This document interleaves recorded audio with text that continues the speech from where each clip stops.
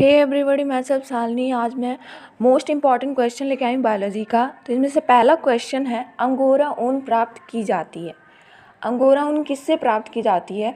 तो अंगोरा ऊन ये क्या होता है कि एक अंगोरा नामक जो खरगोश होता है उससे अंगोरा ऊन उसकी बालों से निकाल लिया जाता है और उससे फिर स्वेटर वगैरह बना करके उसे क्या कहते हैं बेचा जाता है। तो इस तरह से व्यापार किया जाता है।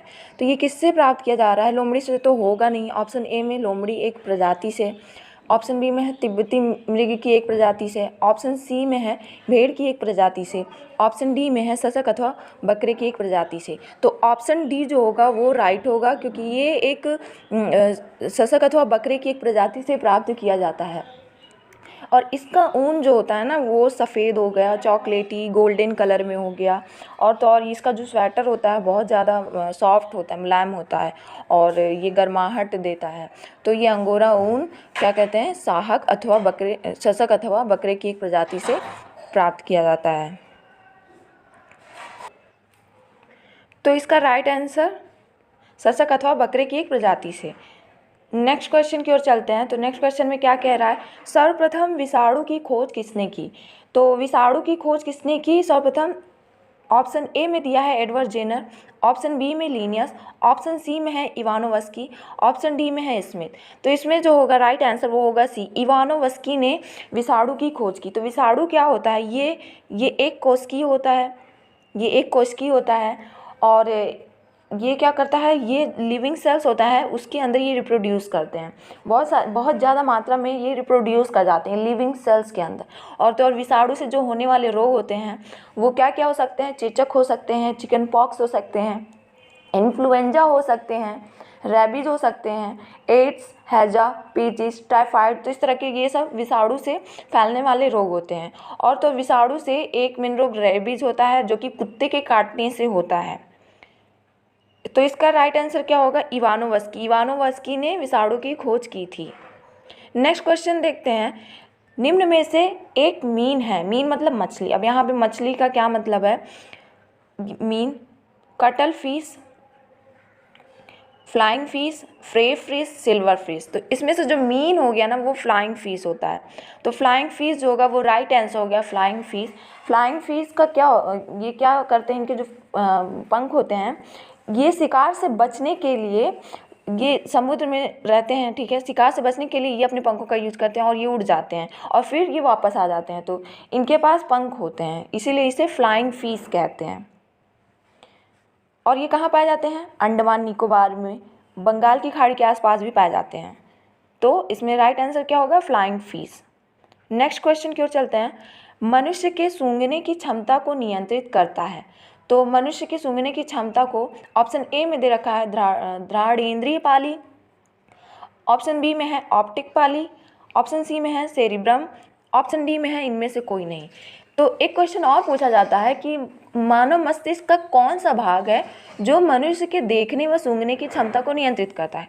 अगर मनुष्य के भाग की बात कर रहा है तो उसमें देखने और सूंघने की क्षमता को हमारा मस्तिष्क का प्रमस्तिष्क जो भाग होता है वो करेगा, प्रमस्तिष्क भाग। लेकिन यहाँ पे क्वेश्चन क्या कर रहा है, मनुष्य की सूंघने की क्षमता को नियंत्रित करता है। तो घ्राणेंद्रिय पाली, इसका जो राइट आंसर होगा वो होगा घ्राणेंद्रिय पाली। नेक्स्ट क्वेश्चन की ओर चलते हैं, कुत्ते के काटने से जिस विषाणु के द्वारा घात रोग उत्पन्न होता है क्या कहलाता है? सबसे पहले तो कुत्ते के काटने से कौन सा रोग होता है? तो कुत्ते के काटने से रेबीज नाम का एक रोग होता है जो कि एक जहरीला वायरस होता है, जानलेवा वायरस होता है। और ये क्या होता है, ये पशु के लार में पाए जाने वाले विषाणु जो है इंसानों के अंदर जब एंटर कर जाते हैं तो ये रोग उत्पन्न होता है, रेबीज रोग। इससे क्या होता है, हाइड्रोफोबिया हो जाता है। तो हाइड्रोफोबिया में मानव को पानी से डर लगने लगता है। तो हाइड्रोफोबिया में पानी से डर लगना होता है, ठीक है। तो ये कुत्ते के काटने से रेबीज रोग होता है। तो यहाँ पे क्वेश्चन क्या कह रहा है, कुत्ते के काटने से जिस विषाणु के द्वारा घात रोग उत्पन्न होता है क्या कहलाता है? तो इसमें ऑप्शन में है, ऑप्शन ए में है पेचिस, ऑप्शन बी में है मम्स, ऑप्शन सी में है हैजा, ऑप्शन डी में है हाइड्रोफोबिया। तो इसमें से जो राइट आंसर होगा वो होगा हाइड्रोफोबिया, क्योंकि रेबीज में जो होता है ना हाइड्रोफोबिया हो जाता है, इसमें इंसान को पानी से डर लगने लगता है। नेक्स्ट क्वेश्चन की ओर चलते हैं, हाइड्रोफोबिया। नेक्स्ट क्वेश्चन की ओर चलते हैं, सूक्ष्म जीव मिलते हैं तो जो माइक्रो ऑर्गेनिज्म होते हैं वो कहाँ कहाँ मिलते हैं? ऑप्शन में दे रखा है, ऑप्शन ए में है लवण युक्त पानी, ऑप्शन बी में है दलदल भूमि में, ऑप्शन सी में है रेतीली मिट्टी में, और ऑप्शन डी में है इन सभी में। तो लवण युक्त पानी में भी ये मिलते हैं, दलदली भूमि में भी मिलते हैं और रेतीली मिट्टी में भी, तो ये सभी में ये मिलेंगे। तो इसका जो राइट आंसर होगा इन सभी में, तो इससे जीव सभी में मिलेंगे, ठीक है, इन ऑप्शंस में।